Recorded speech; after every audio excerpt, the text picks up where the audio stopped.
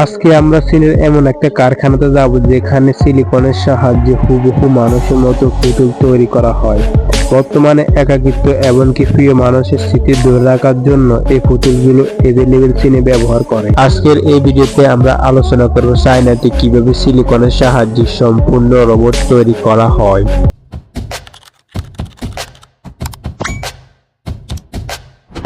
বন্ধুরা, আপনি চাইলে আপনার ছবি দিয়ে এরকম একটা হুবহু বাস্তব সিলিকনের পুতুল তৈরি করতে পারেন।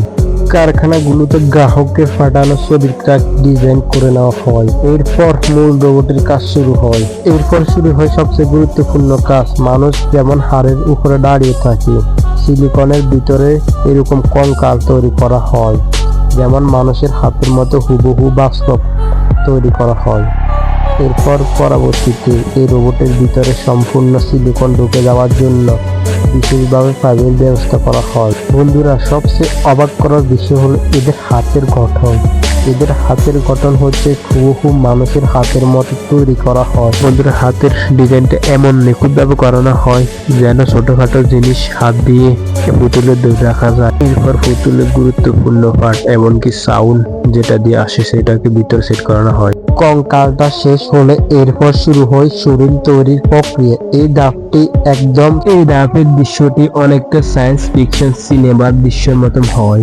এরপর কারখানার বড় বড় পাইপের মাধ্যমে সিলিকন ইউরেনিয়াম খাঁচের ভিতর ঢেলে নেওয়া হয়। কঙ্কালটিকে নির্দিষ্ট হোল্ডের মাধ্যমে স্থাপন করা হয় চারপাশে নিয়ন্ত্রণ চাপের মাধ্যমে, যাতে শরীরের প্রতিটি অংশে সিলিকন সমানভাবে পৌঁছে যায়। পুরো প্রক্রিয়াটি অত্যন্ত নিখুঁতভাবে নিয়ন্ত্রণ করা হয়। এই পর্যায়ে অনেক মডেলের ভিতরে হিটিং সিস্টেম এবং ভয়েস চিপ ভিতরে ঢুকে দেওয়া হয়, ফলে কিছু দল মানুষের মতো শব্দ করতে পারে। এরপর পুরো সিলিকন বডিকে 24 থেকে 48 ঘন্টায় সাধারণ তাপমাত্রায় রাখা হয়। পরের দিন কাঁচ খুলে বের করা হয় মানব আকৃতির মতো বডি। এরপর কর্মীরা খুব সতর্কভাবে অতিরিক্ত সিলিকনকে কেটে ফেলে। তবে আসল কাজ শুরু হয় এরপর থেকে। পুতুলটিকে বাস্তবায়ন করতে প্রয়োগ করা হয় স্কিন সিমুলেটেড ট্রিটমেন্ট। শিল্পীরা বিভিন্ন রঙের রঞ্জক মিশিয়ে মানুষের রঙের মতো বাস্তব রং তৈরি করে। চামড়ার নিচে থাকা সূক্ষ্ম রগ এবং রক্ত নালীগুলো এমনকি হাতের রগ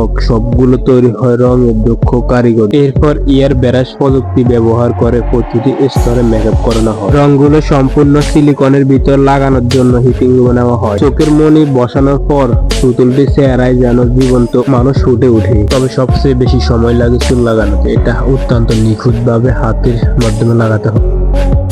এরপর অত্যন্ত নিখুঁতভাবে ভ্রু এবং চোখের পাপড়ি বসানো হয়।